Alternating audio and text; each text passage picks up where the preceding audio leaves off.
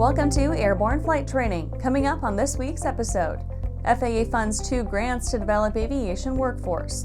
Sportys presents Pilot Training Plus Scholarship Award. FAA calls for public meeting to modernize flight schools. And I'm your host, Holland Lee. Welcome to Airborne Flight Training, a weekly program dedicated to future aviators and aviation professionals. Airborne Flight Training is brought to you in part by King Schools. King Schools has been leading the effort in producing expert aviation training programs and computer-based learning software for over 50 years. Find out why pilots love King teaching at kingschools.com. Now let's get into today's stories. FAA funds 2 grants to develop aviation workforce. The FAA is working to diversify and strengthen the aviation workforce by placing fresh funds in 2 key pools: Aircraft Pilots Workforce Development Grants and Aviation Maintenance Technical Workers Workforce Development Grants. These are designed to address workforce shortages. The Aircraft Pilots Workforce Development Grants target the recruitment and education of aspiring aircraft pilots and UAS operators. The goal of this program, established through the FAA Reauthorization Act of 2018 and extended through the FAA Reauthorization Act of 2024, is to attract a new generation of pilots and UAS operators. The grants, which can reach up to $1 million per year, are available to various eligible organizations, including flight schools, accredited institutions, air carriers, and nonprofit organizations. Eligible projects include creating an aviation curriculum, establishing apprenticeship or scholarship programs, and conducting outreach efforts aimed at underrepresented populations. The second round of funding, Aviation Maintenance Technical Workers Workforce Development Grants, is designed to bolster the aviation maintenance workforce.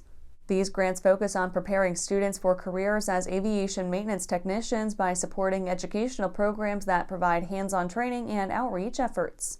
Similar to the pilot grants, organizations like accredited institutions, repair stations, and aviation-related nonprofits can apply for these grants. They are also capped at $1 million per year. After the break, West Virginia governor grants $2 million to Fairmont University Aviation.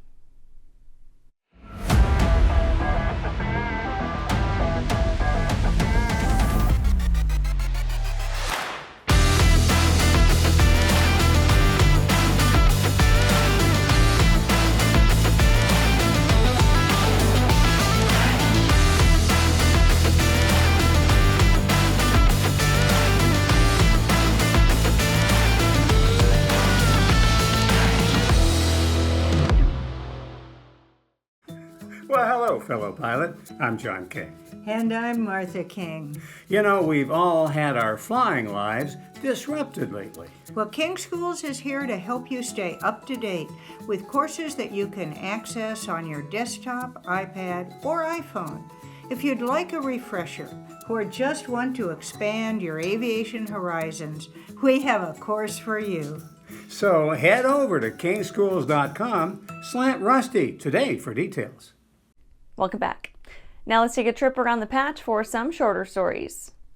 West Virginia governor grants $2 million to Fairmont University Aviation. Jim Justice, the governor of West Virginia, recently delivered a $2 million grant to the Fairmont State University Aviation Center of Excellence. The funds will be used to expand the program's trainer fleet, update older aircraft, and increase enrollment. The check was presented to students right before the start of the Fairmont State University men's basketball game at the Feaster Center.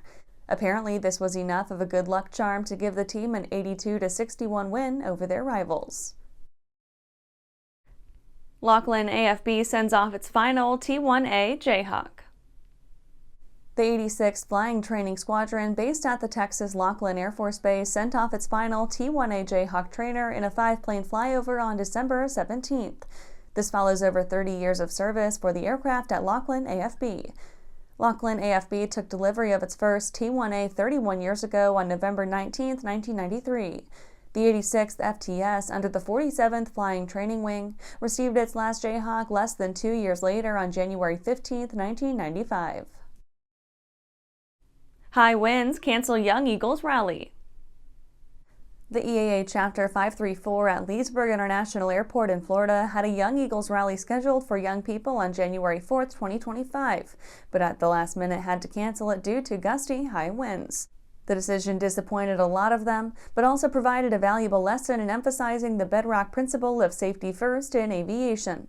A number of chapter members jumped in to save the day with alternate activities to give the kids at least a consolation prize and some positive vibes to soften the letdown.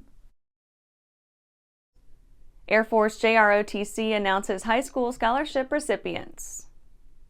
The headquarters of the Air Force Junior ROTC announced the high school recipients of its 2025 scholarships, who will attend an accredited private pilot certification program at aviation institutions around the country this coming summer. The AFJROTC awarded the Flight Academy scholarships to 194 students out of the more than 1,200 who applied from units around the world. The awards pay for transportation, room and board, and both ground and flight training to earn their private pilot certificate. That's it for today's trip around the patch. Let's get back to the rest of the news. Sportys presents Pilot Training Plus Scholarship Award. Growing up in Camarillo, California, Zachary Erck often went to the Waypoint Café at the Camarillo Airport with his family and was fascinated by the airplanes and the pilots and the stories that they told. He did a discovery flight when he was 13, but life got in the way and it took him another 20 years to pursue his dream in earnest. Now, Zachary is the newest recipient of the $2,500 Sportys Pilot Training Plus scholarship and will apply that toward realizing his dream of becoming an airline pilot. Erck has had a successful decade in the hazmat trucking business, but then he finally had the opportunity and a push from his mother to jump into flight training. After soloing with just 15 hours in a Cessna 172, he's nearing completion of his private pilot certificate with the Noble Air Flight School at Marana Regional Airport near his home in Marana, Arizona, where he continues to balance his full-time job hauling fuel, flight training, and taking care of his family. Zachary describes his lifelong passion for aviation by saying, quote, "Defying gravity and leaving the bounds of Earth in an airplane is the best feeling in the world," end quote. After these messages, FAA calls for a public meeting to modernize flight schools. For over 30 years, the massive Sport Plane Resource Guide has provided expert, credible information, evaluations, and critical analysis of all that the sport aviation world has to offer. The all-new digital Sport Plane Resource Guide is coming with extensive multimedia features that are constantly updated, an even more comprehensive online guide to all things sport aviation. Available soon. www.sportplane.com. Welcome back. FAA calls for a public meeting to modernize flight schools.